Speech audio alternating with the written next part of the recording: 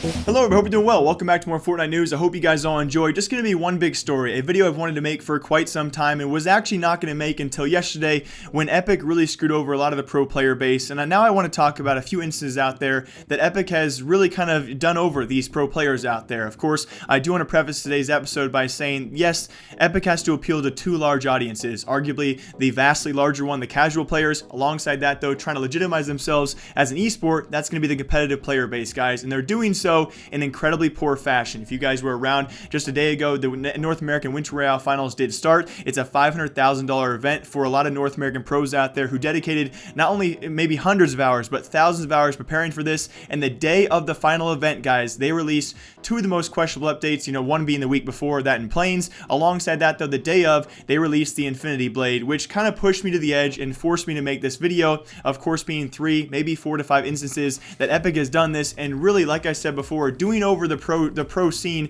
in such a rude way. And it's actually incredible that a game developer would even try and do this. If you're trying to legitimize yourself as an esport, there is no developer in their right mind who would release these kind of updates just days before some of the biggest events you've ever seen in Fortnite history. So on one side, I do have to, of course, side with Epic. They're doing a great job as developers to the casual gameplay, releasing weekly updates. It's pretty much what the game is based around, right? New weapons, new mobilities, new other forms of fashions inside the game itself. It does a great job of retaining their audience, but in doing so, you have to actually be wary of your pro player base, because if you want to see yourself as a watchable video game as an esport in the future, you cannot keep on going down this path. So yes, I understand the game does need these big updates, but there certainly has to be a better way going about this. I have 3 instances in my mind. You guys can comment down below as well some of the instances you guys can think of. Now, also when it comes to weekly gameplay, that being all the way back to the summer skirmish, I understand these updates do have to go out eventually. The one, though, just so happened to actually kind of tweak some players out there was the initial release of the drum gun, arguably one of the most overpowered SMGs the game ever saw to date. It surprisingly also did last just over 4 weeks in the game, but that was also released a few days before one of those weeks of the summer skirmish. Not a big thing, but certainly the start of this downward path, and it was not until the last month or so where we saw Epic really have no care whatsoever about their pro player base. But where I began really questioning Epic's mindset was October 24th, 4 days before. That's going to be the biggest prize pool still to date in Fortnite history. That's going to be the Fortnite Fall Skirmish Finals at TwitchCon, and just 4 days before that, they released the biggest mobility update to date.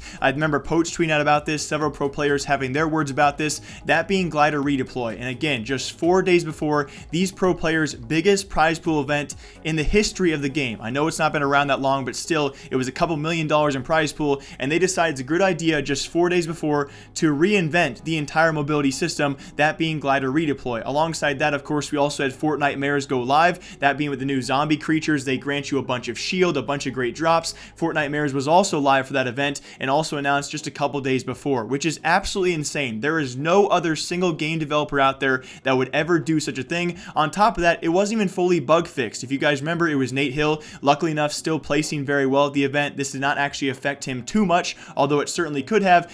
Nate Hill, remember the glider redeploy bug he had thought he had redeployed. He actually had not in game. He fell to his death. It wasn't even fully bug fixed, yet it was released to these pro players to play at their biggest event in their entire lives. Again, something they had practiced for weeks on end, and it just comes down to a giant bugged game, and again, a huge mobility update, which a lot of them had not had the chance to even train for. Alongside that, though, the biggest offense, kind of like I said before, rising offenses. That past one was pretty bad, but this past week was an utter offense that I think should be talked about, and that act, of course, being the day of the Winter Royale Finals. They released the most overpowered, the most ridiculous update any game like this has even seen, that being the Infinity Blade. The wielder of this pretty much becomes unstoppable. Yes, you could argue that pro players should be able to stop someone with 200 HP and 200 shield, someone who can mat up to 999 inconsumably just going through a building, and again, a person who gets that sword has an advantage over anyone in the entire game. They released that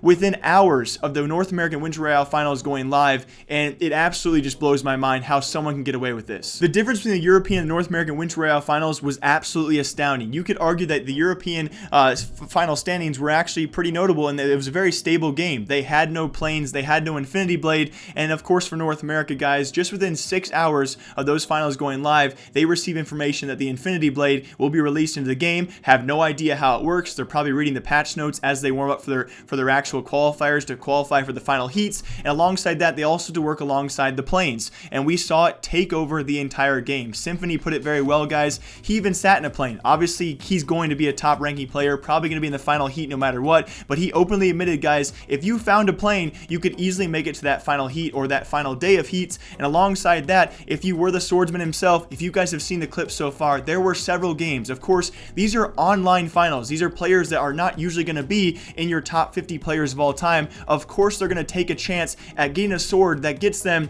an automatic victory, or at least an automatic chance to qualify for the final heats. We saw several games where players would go to Polar Peak, land 5 to 10 solo kills, and they would qualify for the final heats based off planes or an Infinity Blade, all released within 1 week of a huge event, which I think is absolutely atrocious. It's something that should be talked about. When you look at other esports out there, no one in their right minds is doing this as a legitimized esport. There's already RNG we have to deal with, but then to do these kind of updates and not expect any backlash is ridiculous. Daquan put it perfectly this morning, guys. It's just so frustrating, and I'm not even a pro player. To put into reference, guys, just from what I come from, CSGO alone, there's other, of course, you have new heroes coming to Overwatch as well as, of course, League of Legends. They don't put them into live play right away. No one does that. Epic does it exactly differently. There's no beta servers. There's no testing for complete bug fixes out there like we saw with Glider Redeploy. They push them out in the live game. They force competitive players to play them like CSGO, guys. A couple months ago, we had a brand new weapon. It was called the MP5 SD. It did not go right to live play. There were tournaments that weekend.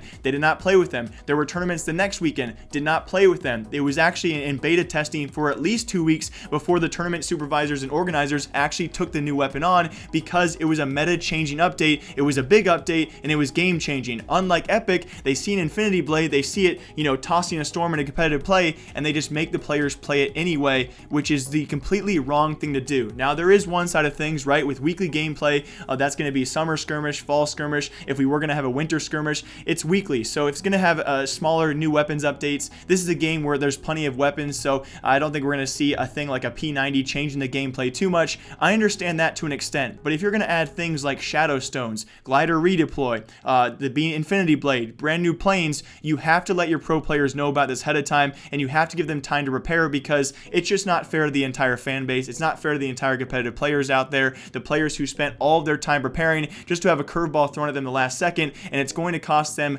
valuable time. And of course, time is money, especially in esport right now with $100 million in prize pools all in all on the line. It really kind of irks me the wrong way. But you guys can leave a comment down below what you think. Hopefully in the future this kind of stuff does not happen. I think mainly, especially the past month or so, we have just seen some atrocious updates going live. Not only poor updates, but just poorly timed updates, and that's why I made this ranting video. I apologize if I offended any of you guys. Please leave a comment down below what your thoughts are about this, and I just hope it gets better for the pro fan base, or the pro players in the future as well, and we can continue to actually consider maybe in the future Fortnite to be an esport, but for now, they're giving us way too many reasons to think it's not.